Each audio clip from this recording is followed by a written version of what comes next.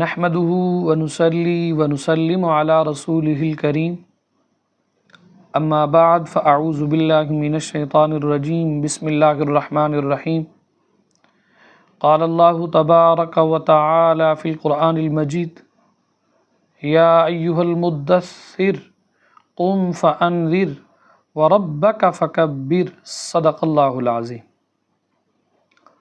سامعین و ناظرین، آج کے درس کے اندر ہماری گفتگو کا عنوان ہے سرکار علیہ الصلوۃ والسلام کو بکریاں چرانے والا کہنا کیسا ہے۔ جیسا کہ ایک شعر پڑھا جاتا ہے، اے حلیمہ بھید یہ کھلا نہیں، یہ مقام چون و چرا نہیں، تو خدا سے پوچھ وہ کون تھے تیری بکریاں جو چرا گئے۔ آئیے اس کو دیکھتے ہیں قرآن و حدیث کی روشنی کے اندر۔ یاد رکھیے اس میں کوئی شک نہیں، سرکار علیہ الصلوۃ والسلام نے بہت سے کاموں اور پیشوں کو جنہیں عام طور پر لوگ کم تر سمجھتے ہیں، عزت بخشنے کے لیے اور محنت کو مرتبہ کمال عطا کرنے کے لیے یہ کام کیے۔ حدیث پاک کے اندر آتا ہے، صحیح بخاری کی یہ حدیث ہے، حضرت ابو ہریرہ رضی اللہ تعالی عنہ اس حدیث کے راوی ہیں۔ سرکار علیہ الصلوۃ والسلام نے فرمایا ما بعث اللہ نبیا الا رعى الغنم فقال الصحابة وانت فقال نعم كنت ارعاها على قراريط لاهل مکہ۔ سرکار نے فرمایا اللہ نے جو بھی نبی مبعوث فرمایا ہے اس نے بکریاں چرائی ہیں۔ صحابہ کرام رضی اللہ تعالی عنہم نے عرض کیا یا رسول اللہ صلی اللہ تعالی علیہ وسلم آپ نے بھی بکریاں چرائی ہیں؟ میرے نبی نے فرمایا ہاں، میں نے اجرت پر قراریط کے عوض مکہ والوں کی بکریاں چراتا تھا۔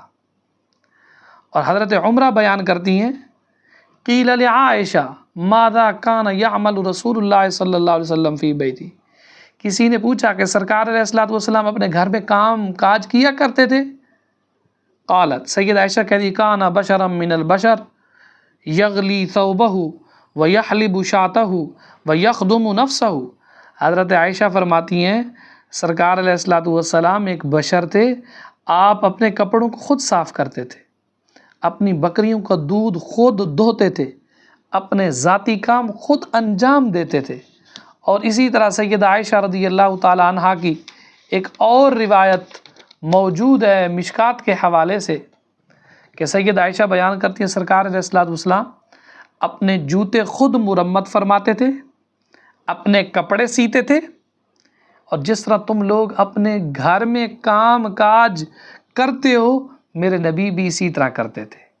ان احادیث مبارکہ سے واضح طور پر ثابت ہوتا ہے کہ سرکار علیہ الصلوۃ والسلام نے بکریاں چرائیں، جوتے سیے، کپڑے سیے، گھریلو کام کاج میں اہل خانہ کا ہاتھ بٹایا، اسی طرح ان پیشوں کو اپنی نسبت سے عزت اور عظمت عطا کی۔ لیکن یہ یاد رکھیے اگر کوئی ان کاموں کی نسبت سے یہ کہے معاذ اللہ کہ آپ چرواہے تھے یا موچی تھے، معاذ اللہ یا درزی تھے، تو یہ امر واقع ہونے کے باوجود اسے گستاخی اور بے ادبی تصور کیا جائے گا۔ یہ بالکل ایسا ہی ہے جیسا کوئی بندہ اللہ تعالیٰ کے متعلق کہے، یہ رب ذوالجلال کی ذات کے متعلق یہ کلمے کہے خالق خنزیر، خالق شیطان، حالانکہ خنزیر کو بھی رب نے پیدا کیا ہے، شیطان کو بھی رب نے پیدا کیا، خالق ہے، مگر اسے مقام الوہیت کی توہین پر معمول کیا جائے گا۔ عظمت الوہیت کا تقاضا یہ ہے کہ اسے خالق ارض و سما، خالق کون و مکان، رب العالمین، رب محمد صلی اللہ علیہ وسلم، رب کعبہ کہہ کر پکارا جائے۔ اور جہاں تک شعر کا تعلق ہے یہ عین حدیث کے مطابق ہے، اس میں رسالت کی توہین کا کوئی پہلو نہیں ہے، کیونکہ روایات میں میرے نبی کے بچپن کی عمر کا ذکر ہے کہ سرکار علیہ الصلوۃ والسلام نے بچپنے کے اندر بکریاں بھی چرائی ہیں۔